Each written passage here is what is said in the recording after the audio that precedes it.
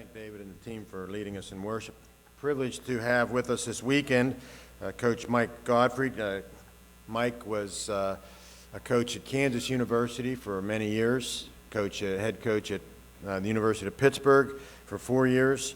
He's currently serving as an ESPN analyst, and also probably his most important job is Team Focus. It's a camp for fatherless boys. On Friday night, Coach spoke to about 240 people at the Fellowship of Christian Athlete banquet. Saturday morning, he spoke to 40 fatherless boys, and it was wonderful to watch the boys listening to him. And at the end, about I'd say 2/3, 3/4 of the young men gave their lives to Christ. So what a great thing that was. Yes, you can clap for it. And Coach's Team Focus, they sponsor boys to camps. I believe there are 11 sites across the United States right now, about 700 to 1,000 boys, and he's been gracious enough to give, I think, 6 local boys scholarship to go to camp that wouldn't be able to, so he's going to cover that. But we're going to hear from Coach. Come up, and let's welcome Coach Mike Gottfried. Thanks, Dave. Appreciate it. Thanks, Dave, and boy, the worship was great in this service. I think I've said before, the Lord likes worship and praise, and the song, the last song, "Draw Me Close to You," was beautiful, and it brought tears. And somebody told me one time, when tears come, that's the Holy Spirit. And so, yeah, that was wonderful. I want to thank Dave and Ray for inviting me here. And Drew and Amy, we bless your ministry and what you're doing. And I can honestly say the BBC is wrong. Like most medias, they're wrong, because revival's coming and healing's coming. It's going to sweep this nation. And so I know that's going to happen. And I told a story the other night at the FCA breakfast. This minister came in to revival in North Carolina a long time ago, and he was there 4 days and 4 nights and had a tent revival. And he had only one 12-year-old boy accepted the Lord. And at the end of the revival, he said, "I don't know," he said, "if we've been successful or not, because we've only had one boy accept the Lord." But that boy was Billy Graham. So he touched millions through Billy Graham. So you never know. And I just think of that worship was so good. Is there any football fans in this audience? Okay, I know Pennsylvania. I'm not going to say what I said the other night. I said, how many Pitt fans are in, or how many Penn State? I'm not doing that. They're both great. I told one story in the previous service about a coaching. I always wanted to coach, and I wanted to coach against the best coaches, and I got that chance. And in 1982, I was 37 years old, head coach at Cincinnati at Bearcats, and we went down to play Alabama. Bear Bryant, they're a great coach. And so you can imagine this. We're playing Alabama. They won 48 straight home games. We're playing his homecoming, where he never lost a homecoming game. And as you walked in the stadium, if you could picture this, 70,000 people, 69,990 pulling for Alabama, and they had crimson on. And we had 10 wives there at the game. And then the referees were all Southeastern Conference officials, which Alabama belongs to the SEC. So I knew it was going to be tough. And but we have a chance to upset them. And in the first half, they have the ball on the 30-yard line going this way. And it's 0-0. And we need a break. If we can get a break in a short field, score, we could put some pressure on them and beat them. And 5 minutes to go in the second quarter, they have the ball on the left hash going this way. My bench is over here, so I'm standing over here. Bear Bryant, winningest coach in the country. I have a chance to beat him. He's over there. And so Walter Lewis, their quarterback for Alabama, came running an option. and he's getting ready to pitch the ball, and Mike Gates hit him in the sternum. And the ball bounced on the turf. And the ball, I don't know about you, but I've had days where everything moves slow. And I saw this ball bouncing real slowly on the turf. And I saw Michael Hurst, our other defensive end, recovered. So I started screaming, it's our ball, this way. And the SEC referee, Jimmy Harper, come running into the pile, and he said, no, it's our ball, continue this way. So I knew we weren't going to win that game. So, everyone has a story. My story is this. April 2nd, 1956, I'm a happy guy. Happiest guy around. I have a loving father, a loving mother, 2 brothers I loved. And I went to bed that night, and I can tell you I was enjoying life. And at 3:30 in the morning, I heard my father say, I'm not feeling well, to my mom. So he got up, and he walked to the bathroom, and the next thing I heard a thump, and he collapsed, and he fell down on the bathroom floor. So my mom heard, and we all ran, both boys and myself. And my mom said, Joe, he was the oldest boy, 15 years old. She said, Joe, run for the doctor. He lived 4 doors down. He got dressed. He took off out the door. She said, Mike, put a washcloth on your dad's head and help him. So I put this wet washcloth on his forehead. Still remember it to this day. My younger brother stood in the hallway, 7 years old. So as I was kneeling and around my father, he was moaning and groaning. And he died that night at 41 years of age. Left 3 boys and a mom who was 37, no insurance. And so everything was kind of up in the air. And for the next several days and months and even years, I'd go to sleep and I'd cry myself to sleep. I'd walk by my mom's room and hear her crying and cry myself to sleep and say, Lord, this has got to be a dream. You know, I'm going to wake up tomorrow, my dad's going to be back. But I never woke up to that happening. And so I started to think I was different. Everybody had a father back then. So I thought, this is strange. I didn't have anybody to ask any questions. How do I do this? How do I talk to the teacher? How do I talk to a girl? How do I dress? So I started losing hope. And a Catholic nun grabbed a hold of me one day, 6th grade, and she told me, she said, Mike, I don't know when this is going to change, but it's going to change. The Lord's going to turn it for good someday. I don't know when that's going to happen. I couldn't imagine that. But here I am 50 years later working with boys just like myself. No father. And now girls. In Mobile, Alabama, we have camps all over the country. California, Nevada, Washington, D.C., Michigan, Tennessee, Ohio. And we're trying to get every place we can get. And, that's my passion right now, working with these boys. And I'll tell you 2 quick stories. Andre Taylor, I told this story earlier. Andre's a boy in Washington, D.C., and his coach is a guy I used to have at Pittsburgh. And a lot of players are helping me that I had. Steve Israel, Sean Gilbert, some of those guys are speakers for me, and they're doing a great job. And Keith called me one day, and he said, Mike, can you do anything for Andre? He's poor. He lives with 16 different families. He doesn't have a home. And he comes to school in the same clothes every day. He stinks. People are making fun of him. And his grades were terrible the freshman, sophomore year.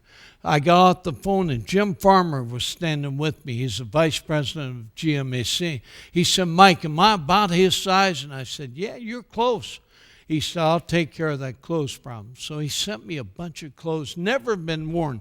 Cashmere sweaters, silk shirts, silk ties. I sent them all up to Washington, D.C. They gave him to Andre, and he became the best-dressed guy in the school. And his grades went up. And then he called me after his senior year of high school football, and he said, Mike, you said you'd walk with us. I want to ask you one favor. I said, Andre, if I can do it, I'll do it. I'll do anything you want me to do. He said, I want to go to college. I want one chance to prove I can go to college. Can you help me? I said, I'll try. So I called a friend in Mississippi. I knew coach there at junior college. I said, I need a favor. I need this guy in school. He said, well, his grades are bad. Tell him to come down here, fly him down here, I'll talk to him. So I flew him and Keith down to Huntsville. They drove down to Mississippi, sat in his office for 4 hours. Finally, the coach got up and said, Andre, I'm going to take a chance on you. So Andre and Keith were happy. They went back to the hotel. Keith left him for an hour, came back, and Keith asked him, he said, Andre, what have you been doing for the last hour? And Andre said, Coach, I called all those 16 families and told them I'm going to college. And to me, that's a win. Even more important than beating Notre Dame or Penn State or any team. And so the second part of that story is the coach called me about a month ago and said, Mike, I'll take everybody you have like Andre Taylor. So that was good. A second story, all the boys have my cell phone. They call me. And Braylon called me from Little Rock, Arkansas one day. And he called me. He's crying. He's so loud crying, I can't hear what he's saying. He said, Mike, I have to resign Team Focus. I have to resign Team Focus. I have no integrity. I said, quit crying and tell me what you're saying. So he slowed down on the crying. He said, my mom said I have no integrity. I said, what'd you do? He said, I got bad grades on my report card. He said, I didn't want to take it home to my mom, so I signed my mom's name and took it back to the principal. I did the only thing I knew what to do. And he said, I got caught. And I started chuckling and laughing. He said, Mike, it's not funny. I said, no, it's not funny. But I said, 100 years ago, I was a freshman in high school, and I had biology course, and the frogs and the Bunsen burner I didn't agree with. And I said, I got his first 6 weeks, I got an F. And I said, I did the only thing I knew what to do. He said, what'd you do? I said, I made that F into a B. And he said, did you get caught? I said, yeah, I used the wrong ink, the wrong color. So I said, I got caught. So I said, but by God's grace and God's mercy, we all make mistakes. But his grace and mercy, when you look at the cross and the front of the cross, that's salvation. When you look at the back of the cross and you look at the back of Jesus, by his stripes on his back, we're healed. So we have a glorious God. Team Focus, I know this about young people. They want three things. They want to be loved, they want to be led, and they want to be a part of a group, a team. And every young boy and girl need affirmation, number one. They need to be blessed. Words either bless or bleed. And I think about all the men and women and moms and grandmothers and fathers and grandfathers in this audience right now, aunts and uncles, cousins. We build up these boys and girls. But sometimes we say things like, you don't get it, or you're not going to amount to anything, or you're not very smart. And those things stick. So there's power in their words. And every boy and girl need to be affirmed. They say, psychologists say, by the time we're 5 years old, there's a bubble of emptiness that enters our body. Unless we're told we're loved by a father or a substitute father, that bubble keeps building. I've had so many people, after I wrote this book, from Colorado, California, Texas, New York City, write me letters and say, my father never told me he loved me. He never held me. And they still have that feeling inside. And the best story I ever heard about somebody really doing a great job for his son was Jim Sundberg, a baseball player, played 12 years for the Texas Rangers. Tells the story. He said, I remember when I was 4 years old and up, My dad would tell me every day, son, someday you're going to play in the big leagues. You're going to play against the best players in baseball, in the best stadiums in this country. You're going to be a big leaguer. He said, I heard that every day. He said, one day when I was 12 years old, I had a bad game. We lost. I got in the car. I slammed the door. My dad got in his car in the driver's seat. He put the keys in the ignition, and he looked at his son. He said, son, someday you're going to play in the big leagues. And Jim Sundberg said, I had it. He said, Dad, didn't you see me today? I struck out 5 times. His dad didn't even miss a beat. He said, what a swing, what a swing. And Jim Sundberg said, but Dad, I was catching. And the guy stole from first to second. I threw it 15 feet over the second baseman's head. His dad said, what an arm, what an arm. He wouldn't let him go. He sowed good things into him. No wonder he played for 12 years in the big leagues.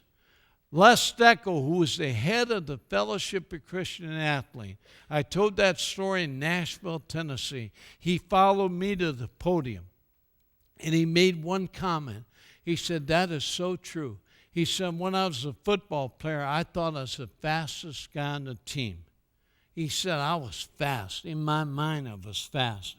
He said, we lined up as freshmen at Kansas. I was a football player at Kansas. And Les said, I lined up on the goal line, and we were going to run a 100-yard dash. And he said, I shot out of there, and I thought I was moving fast, 5 yards, 10 yards, 15 yards, 20 yards. And out of the corner of my ear, I heard a coach yell, Steckel, you're so slow. If you're racing a pregnant lady, you'd end up third. And so he said after that he was slow. So power in the words. Attention. Number 2, they need attention. The time we spend with them. I know, again, I go back to when I was coaching. My 2 girls were young, and they probably were standing around wanting to talk to me, and I was worried about Penn State or Notre Dame or BYU, whoever we were playing. And I regret those times if I did it, because we only have so much time. And I take 5 boys out to eat, I have a good time. I take 1, I have a great time. And you need to get in their world, find out what's going on in their world. And it's tough for me because I'm not on the internet. I don't even know how to plug in a computer. I don't do any of that. And they're talking about the singers, iced tea or something. I told them, I said, I only know Mr. T. I said, I know him.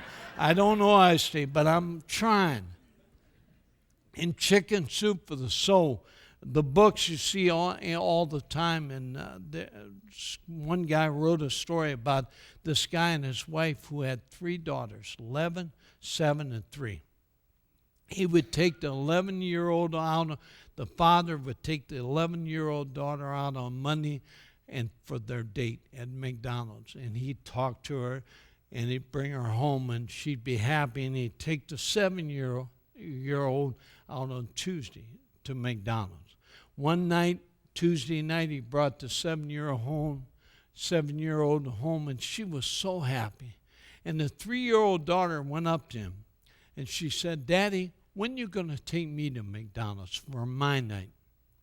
And he said, honey, when you get to be 7 years old. She said, no, I want to go now. So he knew he had a problem. So he told her, he said, honey, I'm going to take you. So he grabbed her, and they went in the car.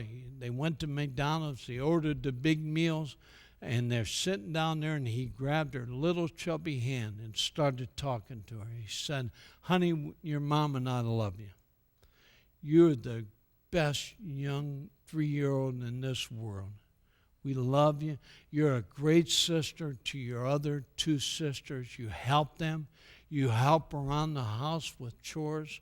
Your mom and I just adore you. And then he paused for air, and she said, more, Daddy, more. And that's what all young people are asking for. They're asking for our time. The last thing is affection. I tell our boys, I said, when I see you, I'm going to hug you. And they say, not so fast on that hugging. I said, no, listen. I said, what do teams do? Teams are two or more. Make up a team. Husband, wife, team. Husband, wife, kids, team. Single mom, daughter, son, team. And to be a team, I said, they all relate to teams. And I say, what do teams do when they win the championship? World Series, last out. Guy throws the ball by the batter, last out, they win the World Series. What did they do? They run to each other and hug each other. I hugged the coach. Pittsburgh Steelers, when they won the Super Bowl, what did they do? Ran to hug each other. Why? Because they're a team. They live together, they die together. They laugh together, they cry together. They work together, they play together. That makes a team, a family. And that's what we need. We need more families. I think about when I was growing up, and I think the biggest thing I see now, we're all moving so fast. We got to get through every day. And I'm trying. One of the things I wrote down in the journal is I'm going to slow down. I'm going to slow down because I want to take time with my family. I don't know how many more days I have. So I want to spend them wisely. But I want to sit and pray together. I want to sit and talk together. And I encourage everybody to do the same thing. In the old days, they had watchmen. In the Bible days, they'd be above the gates. And the watchman was supposed to look for trouble. If he seen trouble, he said, don't open the gates.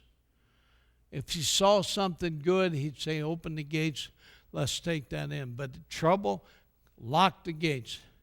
We're all watchmen for our families.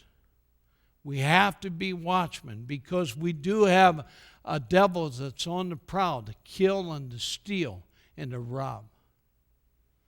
The watchman's got to be the husband and wife or grandfather, grandmother. For the family, the home, the marriage, the wife, the husband, the daughters, the sons, the grandchildren, the provision, the business, ourselves. We have to be examples. We can't tell our kids anymore, go to church, and we stay home. In 2 Timothy 1:14, guard the treasure that has been entrusted to you. That's your family. That's your friends. Nehemiah 4:14, do not be afraid of them. Remember, the Lord is great and awesome. And fight for your brothers, your sons, your daughters, your wives, and your house. The way you fight is prayer. You know, about 6 years ago, I figured it out. It took me a long time. Slow learner. Pastor Joe Garlington, I heard him one time speak. He's over in Pittsburgh somewhere. He said, nothing happens in God's kingdom till something's spoken. He said you have to speak it into being. And some of the most powerful prayer times I've had in the last 5-6 years is walking outside and speaking into the atmosphere. I really believe that's powerful. I do believe you have to speak it. And you got to be specific. And then when he said you got to be specific, I started to get more specific in my prayer life. What I was really asking for. And I thought about in 1988, I was head coach at Pittsburgh in 86, 87, 88, and 89. We were playing Navy in 88. And I walked out of the stadium. Still remember this. We won the game. I had to walk 3 blocks to my house. It's after everybody left. We played an afternoon game. I'm walking out of the stadium, and myself and the president, Wes Posvar and Ed Bosing, were attacking each other. And I was wrong because authority is the president and AD. I was trying to fight for my program because I thought I was going to be there a long time. And I said to the Lord, walking out of that stadium that day, Lord, I don't fit here. Get me out of here. Now, I wasn't specific. And I got fired the next year. What I should have said is, Lord, I don't fit here. Get me out of here, but take me to Kentucky or Indiana and get me an open job. But I wasn't specific. In the 86, we had a break-even season, 87 a winning season, 88 and 89, 2 bowl games, and they asked me to sign a lifetime contract in 1988. Not a lot of people know that, but I signed that lifetime contract in 88. In 89, they declared me legally dead and fired me. So, the next day I got 5 calls from ESPN. I said, okay, I'm going to go back there I'm going to go back to coach. But God doesn't change his mind. We change his mind. You change his mind with prayer. He doesn't change his mind. Prayer is powerful. Teams win because they're prepared. There was an old adage, practice makes perfect. I don't believe that. I think it's perfect practice makes perfect. And same thing about prayers. Prayers of faith work. We have to believe. Write your prayers down. You know, when 6 years ago or 5 years ago, my wife and I were going on vacation, we said we're going to pray together. So she said, I believe I said, what are we going to pray for? She said, write it down. So I wrote a prayer list down. And every night, I don't care if I get in at 3:30 in the morning, I got to say these prayers. And so I write them down. I'm specific on it. I write in my journal. I've written about 100 things I wanted to see happen in prayer, and half of them have happened. Matthew 7:12 says, ask and it will be given to you. Is that simple? Ask and it will be given to you. But you got to ask. Seek and you'll find. Knock and it'll be open to you. I mean, that's about as plain. I can even read that and understand that. Mark 11:24, this is powerful. I tell you, you can pray for anything.